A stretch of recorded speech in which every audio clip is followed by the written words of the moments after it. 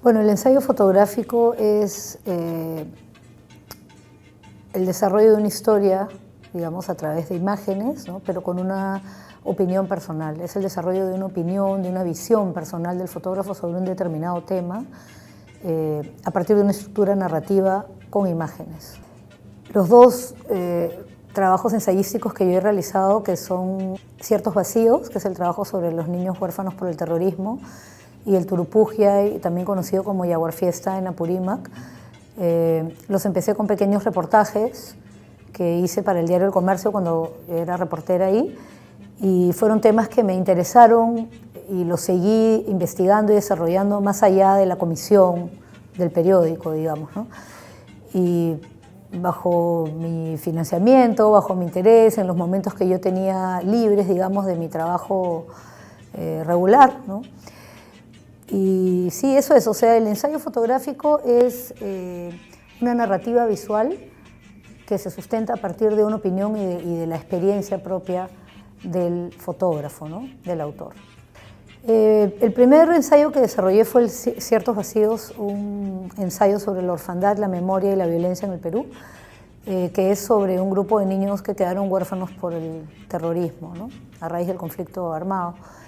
En realidad yo empecé a trabajar en el diario El Comercio en el año 93 y en el año 94 me mandaron a cubrir la Semana Santa en Ayacucho, que luego de la captura de Abimael Guzmán en el 92, en el 94 fue como la primera gran Semana Santa en donde se había organizado, digamos, la ciudad para recibir nuevamente el turismo, porque antes de los años del terrorismo Ayacucho era un destino turístico y la Semana Santa era un destino turístico muy frecuentado, digamos, ¿no?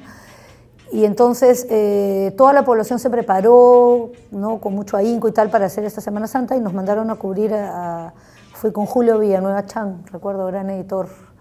Y estando en Ayacucho conocimos a una de las religiosas que llevaba la Casa Hogar Juan Pablo II en Huanta, que es una ciudad a 1 hora de Ayacucho más o menos, y nos invitó a ir a conocer la Casa Hogar.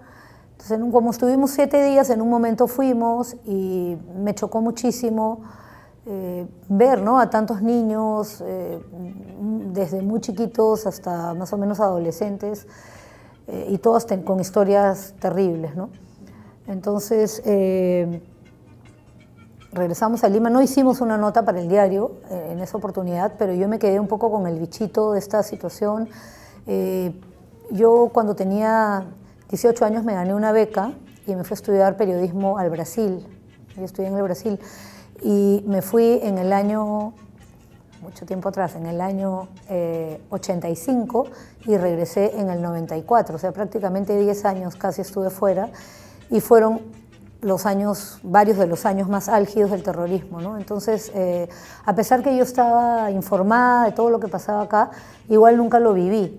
Entonces fue de alguna manera este trabajo mi manera de entender todo lo que había pasado, ¿no? El conflicto armado interno y todas sus consecuencias. Empecé en el año 94, fue la primera vez que fui al hogar de Huanta, sin tener mucha idea que iba a ser un ensayo. En realidad empezó más como una curiosidad por cubrir el tema, como una voz interna que me decía es importante hacer algo, yo pensando en un reportaje, ¿no? Para el diario. De hecho hice varios, desde varios ángulos y los fui publicando. Y me fui enterando también de diversas problemáticas de estos niños. Me fui haciendo amigos de algunos, de las religiosas, en fin, los procesos naturales que se dan porque uno empieza a convivir. Eso es parte del ensayo, ¿no? La convivencia. Y mientras más convives, más invisible te vuelves. Y mientras más invisible te vuelves, mejores fotos empiezan a salir, porque la gente ya no te presta, ya no está pendiente ni de ti ni de la cámara, tú te vuelves uno más de ese mundo, ¿no? O sea, para mí también fue una manera de conocer un mundo que probablemente de otra forma hubiera sido muy difícil acceder, ¿no? Y así fue, cuando me di cuenta ya tenía 2 años yendo y viniendo de Huanta y una de las monjitas me dijo, nosotros tenemos otra casa hogar en Huancapi, que es la capital de la provincia de Víctor Fajardo, al sur de Ayacucho.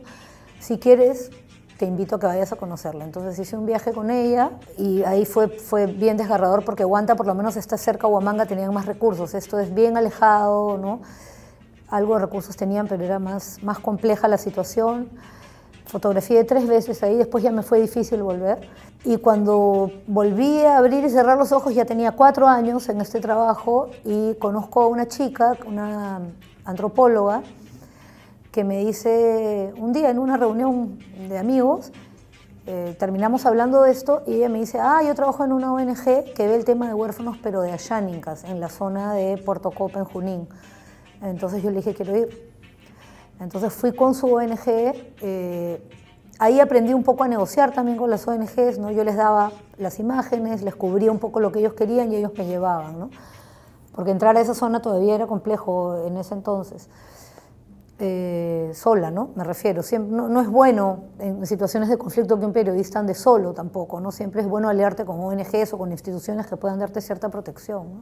Así fue como llegué a la misión franciscana de Puerto Copa. Y ahí sí fue un punto de quiebre en mi trabajo porque si bien era terrible la realidad de los niños ayacuchanos, pero esta era, la verdad, bien precaria, historias terribles, niños que habían estado en el monte secuestrados por Sendero Luminoso, historias que hoy sabemos pero que en ese entonces no se conocían, ¿no? Todavía durante muchísimos años, adolescentes que habían nacido en el monte y que no conocían otra forma de vida. Me empecé a involucrar, era muy difícil llegar, pero igual lo hice varias veces. Y empecé a convivir ahí, era además un sitio hermosísimo, paisajísticamente hablando, es la confluencia de 2 ríos, el río Tambo y el río N, ¿no?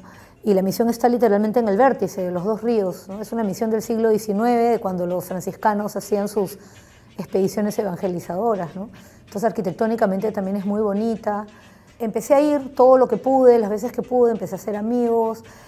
Fotografiaba, pero también me bañaba en el río con los niños, también cocinábamos, a veces me pedían, danos clases de inglés, ya les daba clases de inglés, en fin, ¿no? Conviví, ¿no? O sea, eso es un factor importantísimo para el fotógrafo que quiere o que termine involucrándose en un ensayo fotográfico, tienes que estar dispuesto a comer comida que nunca has comido, he tomado masato, por ejemplo, varias veces en mi vida. Te encomiendas, ¿no? Yo me encomiendo, por favor no me enferme, ¿no? Es lo único que pido. Pero sí, tienes que tener una disposición y una apertura para entrar en estos mundos con todo lo que las novedades que esto implica, ¿no? Pero bueno, a mí el tema me apasionó y por eso lo cubrí de esa manera, ¿no?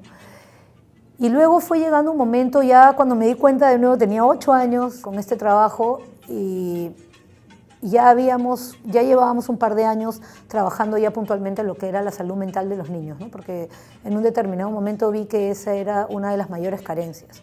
O sea, porque techo, comida y educación, todo de muy mala calidad, pero tenían.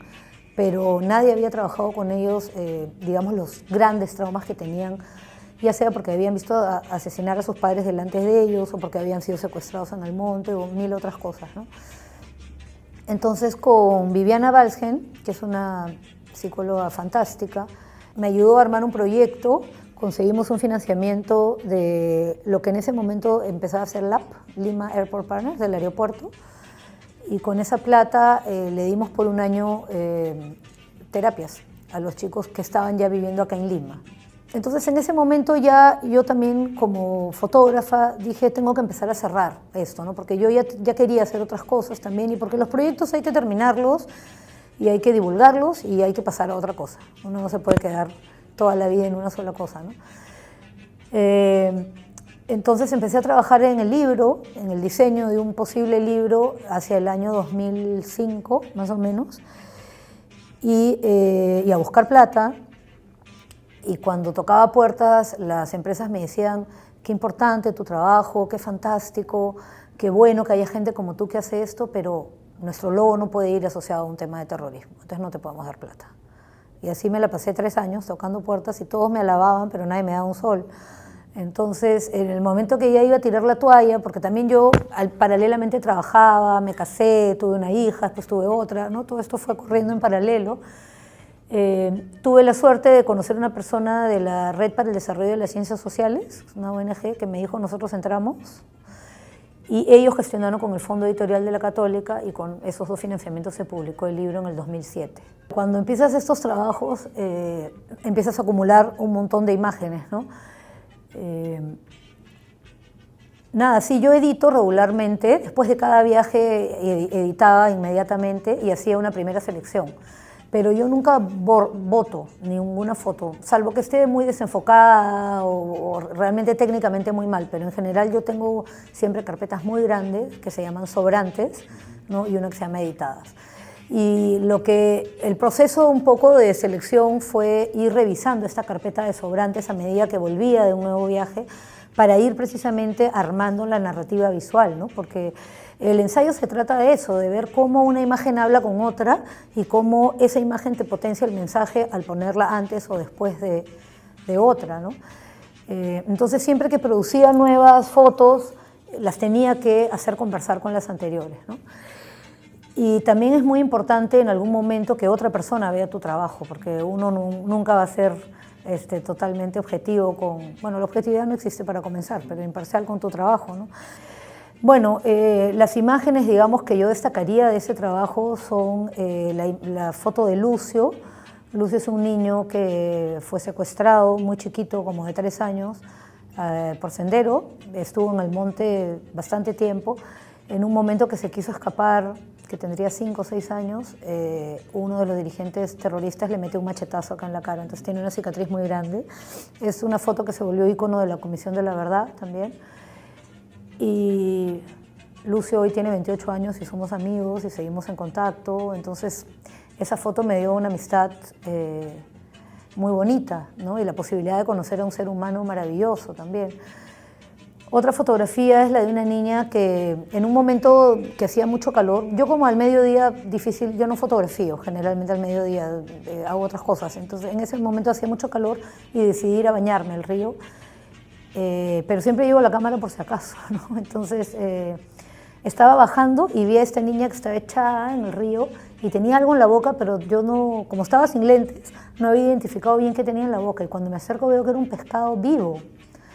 Entonces me agarré la cámara y le empecé a fotografiar, ¿no? Y ahí, después ya de la foto que es bien conocida también, ya la niña se levantó y me dijo, y se sacó el pescado de la boca y me dijo, ¿quién eres?, ¿no? Entonces conversamos un rato. Y le dije, ¿por qué tienes ese pescadito en la boca? Ah, porque me gusta, me dijo. Entonces, ahí rápidamente uno tiene también que hacer como traducciones de chips culturales, ¿no? Y yo entendí que, claro, en el medio de la selva no hay, pues, Doña Pepa ni galletas, y esas son sus golosinas, ¿no? O sea, esos pescaditos, los gusanos, que aquí en la ciudad nos pueden dar tanto asco, ellos los buscan locamente entre las hojas de las plantas, ¿no? La foto de la niña que está atendiendo la cama solita, que es la carátula del libro, ¿no? También. Sí, pasar a la digital no fue fácil, pero nada, me tuve que adaptar y hoy en día ya estoy completamente, por supuesto, adaptada, y realmente tiene muchas ventajas, ¿no? La rapidez, los costos, ¿no? Etcétera. Aunque también la impresión por inyección de tinta, ¿no? Y los papeles, hay papeles lindos también que imitan mucho a los papeles de algodón, ¿no? De antaño. Pero siempre yo creo que una fotografía en negativo y ampliada con un papel análogo, digamos, tiene una tridimensionalidad, perdón, que no he conseguido ver todavía ni en los mejores papeles ni en los mejores procesos de impresión digital, ¿no? He trabajado como reportera hasta el año 2004. Entonces sí, un reportero tiene mínimo 3 lentes, ¿no? El angular, el 50 y el tele. Siempre tienes que cargar con eso tu flash y tu cámara, es como lo básico. Entonces es un peso que ya tienes que asumir que tienes que cargar nomás, ¿no? Y usé ese equipo durante mucho tiempo, pero me fui aligerando en el camino. Trabajo con un 28, con un 50 y con un 70-200, básicamente. El tele es algo que no dejo, me gusta muchísimo trabajar con teleobjetivo. Me gusta mucho trabajar de lejos en ciertas situaciones, por eso lo uso. Y me gusta mucho también el tema de la profundidad de campo que te da, ¿no? La poca profundidad de campo y cómo resaltas a la persona que quieres fotografiar, ¿no? o al sujeto. El Turupujiay, o también conocido como Jaguar Fiesta, lo empecé en el año 95, fue la primera vez que fui a Cotabambas, es la provincia, la capital de la provincia de Cotabambas, también en Apurímac, pero es la provincia de Apurímac que está más pegada al Cusco, entonces tiene muchísima más influencia del Cusco que de Abancay, digamos, ¿no? Fui junto con Juan Ocio, antropólogo de la Católica, y con Luis Figueroa, un cineasta maravilloso que ya falleció, cusqueño, y además nos hicimos grandes amigos, fue súper bacán. Y cuando llegamos a Cotabambas, había un equipo de la televisión francesa y un equipo de la televisión, no me acuerdo si era inglesa o de Estados Unidos, que iban a grabar la fiesta. Y también en Cotabambas la fiesta se hace en la plaza del pueblo, ponen maderas para cerrar, digamos, las esquinas de la plaza. Y entonces era como muy confuso porque hay un monumento en un lado de la plaza, la gente... Era muy difícil, muchos elementos se metían. Juan y Luis dijeron, no hay que quedarnos aquí, vámonos a Coyurqui, que es 3 horas más allá. Entonces yo dije, ya me voy con ustedes. Y hice bien, porque Coyurqui en ese momento todavía era un pueblito muy pequeño, con un ruedo hecho en una parte de erosión natural al borde de un barranco, precioso. Y nada, me encantó el pueblo, me hice amigos rápido, me encantó la fiesta. Y entonces cada vez que podía iba, solo que era difícil y caro. Pero nada, me enganché con el tema, tengo este tema que hago amigos rápidamente, ¿no? Entonces también me invitaban ahí, en fin, y el tema me apasionó, y en un lapso de 19 años he ido 11 veces. He ido aprendiendo, ¿no? Con el paso de los años, los varios significados que tiene esta celebración. Sé por entrevistas que he hecho con antropólogos, porque esa es otra parte también muy importante de cuando uno se mete a realizar un ensayo fotográfico o cuando decides hacerlo, es muy importante investigar sobre el tema que estás trabajando, ¿no? No solamente vale ir 10.000 veces a fotografiar algo, si en verdad no tienes un cabal conocimiento del tema, las varias aristas por las cuales se puede entrar al tema, etcétera, ¿no? La polémica que hay en este caso. Entonces, en la cosmovisión andina, el cóndor trae mensaje de los dioses a los hombres y lleva mensajes de los hombres a los dioses. Entonces, cuando vienen los españoles y traen la costumbre de las corridas de toros también, los indígenas, que como saben sus costumbres fueron muy reprimidas, vieron una oportunidad para volver a hacer el tema de la captura del cóndor y a tener esta relación, ¿no? Y la fiesta se transformó en esto de la corrida con el cóndor. Antes la fiesta se conocía como Turupujiay, que significa el juego con el toro, y mucha gente la conoce así hasta hoy, pero se le empezó a llamar Jaguar Fiesta, tiene más jale, ¿no? Luego vino todo ahí a un marketing comercial, porque también en estos pueblos el hecho de que haya una corrida de toro con cóndor es muy atractivo para no solamente traer gente del pueblo que vive fuera, ya sea en el Cusco, en Abancay o hasta en el extranjero, sino también turistas, ¿no? En los últimos años, o sea, yo he visto en Coyurqui, que es un pueblito así, a coreanos, franceses, ingleses, tailandeses una vez, o sea, ¿cómo llegan ahí? Pues porque no, ya se ha difundido mucho, ¿no? Pero en el 2014 hay un congresista arequipeño, no recuerdo ahorita el nombre, que hizo un lobby para sacar una ley que finalmente fue aprobada en el 2014 y ha penalizado la captura del cóndor con cárcel, cosa que antes no sucedía. O sea, hoy en día en el Perú tú solo puedes capturar legalmente un cóndor para fines científicos, pero para ninguna otra cosa. Entonces, a partir de ahí, la fiesta está muriendo, porque los alcaldes, pues, quien financia, digamos, la captura del cóndor, que es también otra historia, son más o menos entre 30 y 40 hombres que tienen que ir a la puna para cazar al cóndor, capturar el cóndor, perdón, pues no lo cazan, lo capturan. Tiene un costo económico y normalmente las municipalidades son las que financiaban eso, ¿no? El tema de la ética, que es bien delicado, tiene varias aristas también y varios ángulos, ¿no? O sea, definitivamente hay que ser ético, ¿no? Por ejemplo, desde algo tan básico como si vas a hacer una comisión y se murió una persona y tienes que entrar al velorio, tienes que pedir permiso. No porque tienes una cámara y un carnet de un diario colgado en el pecho te vas a meter. Claro, no en todas las situaciones, porque si no, no existiría el periodismo también, pero hay ciertas situaciones cuando uno entra a ámbitos privados, sobre todo casas, oficinas, ¿no? Uno tiene que identificarse y uno tiene que decir para qué está ahí y qué quiere hacer, ¿no? Y en el tema del ensayo, por ejemplo, es clave ser bien claro con por qué estás ahí, ¿no? Porque no puedes engañar a las personas, porque luego te va a salir el tiro por la culata, además, si lo haces, ¿no? En el caso ya de la publicación en un diario, existen las líneas editoriales, ¿no? Existen siempre bastantes intereses en los medios de comunicación, como sabemos, y los editores fotográficos tenemos un campo de acción limitado también, ¿no? Pero en ese campo de acción hay que tratar siempre de... limitado me refiero porque hay personas que toman decisiones por encima de nosotros y que a veces no toman en cuenta nuestra opinión, ¿no?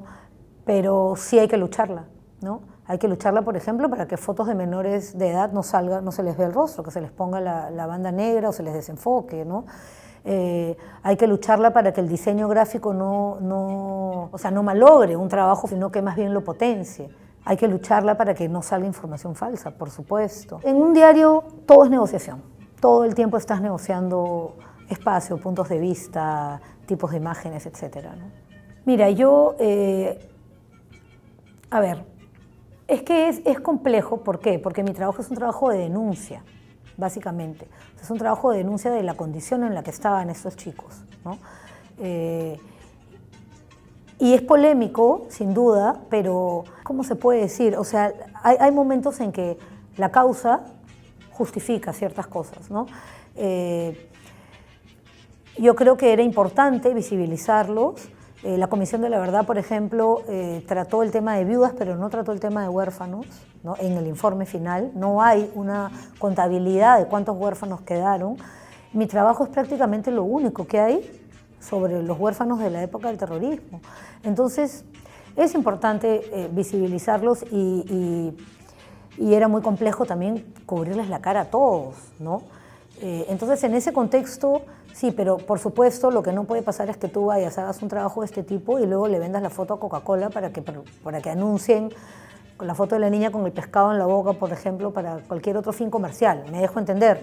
Eso no lo puedes hacer, ¿no? Si tú estás haciendo un trabajo documental, además con un fin activista de alguna manera, ¿no? O con un fin para visibilizar a una población que nadie la ve, yo creo que el periodismo no puede tampoco restringirse y el fotoperiodismo, o sea, las imágenes, tú no puedes castrar a las imágenes al punto de mostrar una serie de 10 fotos de niños con todas las caras tapadas, porque no vas a conseguir ni la mitad del efecto que quieres, ¿no? En el 2006 me ofrecieron un puesto en la oficina de Associated Press en la Ciudad de México, como editora regional para América Latina y el Caribe. Y fue una experiencia muy rica, no solamente a nivel profesional, porque trabajar en una agencia de noticias es bien distinto a un periódico, ¿no? Si bien la esencia es la misma, pero los ritmos y los procesos son distintos. Y me dio la oportunidad también de conocer a mucha gente valiosa y de conocer realidades de otros países con los cuales yo no estaba muy familiarizada, ¿no? Es una sociedad muy parecida a la nuestra. Tienen, digamos, la estructura social es muy parecida a la nuestra porque tenemos historias básicamente, si no iguales, bastante similares, pero sí, tenemos personalidades diferentes, digamos, ¿no? Aparte de hablar y comer diferente, también los mexicanos son un poco más reservados que los peruanos. Su realidad es parecida a la nuestra, salvo la diferencia es que ellos tienen un vecino muy poderoso, y que además es gran consumidor de drogas, entonces tienen un problema con narcotráfico muchísimo más grave que el nuestro y que genera una violencia muy bestia, ¿no? Me tocó transmitir fotos de hombres muertos colgados de puentes, por ejemplo, como si colgaran un muerto del puente de la Javier Prado con el Zanjón, aquí, en zonas así, ¿no? De la ciudad. Una noticia que me impactó muchísimo, por ejemplo, fue una cabeza decapitada que la metieron en un saco y la tiraron en la puerta de un nido. Y es un país contradictorio y con muchísimos problemas sociales, pero con una cultura fabulosa y con un orgullo de su cultura muy superior al que tenemos aquí, ¿no? Yo era parte de un pool de 5 editores que veíamos desde México hasta la Patagonia y todas las islas del Caribe. Entonces lo que hacíamos era, no todos los días, felizmente, son 32 países, aproximadamente, por ahí que se me escapa alguno, y no todos los días se producían noticias y noticias fuertes en cada uno de esos, si no sería imposible, pero sí hay eventos que se pueden programar como eventos deportivos, no cumbres de presidentes, entonces para eso te programas. Lo que yo tenía que hacer era básicamente recibir el material de los fotógrafos y ayudar también en la distribución de las coberturas, mover gente de un lado al otro, ¿no? De un país al otro cuando se necesitaba. Pero mayoritariamente recibir esos trabajos y editarlos y luego hacer los captions, ¿no? Que son las leyendas, bajo un esquema y un estilo que tiene AP muy riguroso con la información, y luego se llama rebotar la información. O sea, rebotar significa que lo mandas al hilo, y el hilo es el sistema, ¿no? Por el cual le llega a todos tus clientes las fotos. Sí, yo hice un posgrado en la Universidad Autónoma de Barcelona en fotoperiodismo, y para ese posgrado hice un trabajo sobre tablaos flamencos en Barcelona. Barcelona no es la zona, digamos, de origen del flamenco. El flamenco viene de Andalucía, pero al ser una ciudad tan turística hay bastantes tablaos flamencos, es como las peñas aquí, digamos, ¿no? Y entonces hice un trabajo en varios de estos tablaos y en algún momento mandé una serie de ese trabajo al concurso WordPress Photo y gané en la categoría de artes, ¿no? En el año 2000. Me sorprendió gratamente, ¿no? Me sentí muy, muy contenta con el premio. Ha sido un impulso bien importante para mi carrera. El WordPress es la institución más prestigiosa del fotoperiodismo a nivel mundial, y tener un premio al WordPress pesa, ¿no? en tu currículum, ¿no? En general, para lo que quieras hacer. Pero creo que no solamente ha ayudado mucho el WordPress, pero lo que ayuda en la trayectoria de un fotógrafo es básicamente el trabajo que haces, ¿no? El compromiso que tienes con tu trabajo, la repercusión que tu trabajo puede tener para tal población o tal comunidad, y el nivel del trabajo, ¿no? Que el trabajo quede, que el trabajo sea sustantivo, que pueda influenciar o que pueda servir de inspiración para otros fotógrafos también, ¿no? Bueno, no me imagino haciendo otra cosa que no sea fotografía. Muchas veces, por ejemplo, cuando tienes que llenar formularios que dicen profesión, ¿no? En mi cartón dice bachiller en periodismo, ¿no? Pero yo escribo fotógrafa, siempre. A veces escribo fotoperiodista, pero básicamente escribo fotógrafa. Es lo que siento que soy, ¿no? Es lo que me hace feliz, es lo que me mueve cada día a pensar en nuevos proyectos, a interesarme por nuevas problemáticas. Soy una fotógrafa documental, el tema social es lo que me mueve más. No me imagino también mucho haciendo otro tipo de fotografías. He intentado en algunos momentos incursionar, por ejemplo, en hacer foto publicitaria o en hacer foto de deportes, ¿no? Pero definitivamente a mí lo que me gusta hacer son proyectos de largo aliento, de corte social.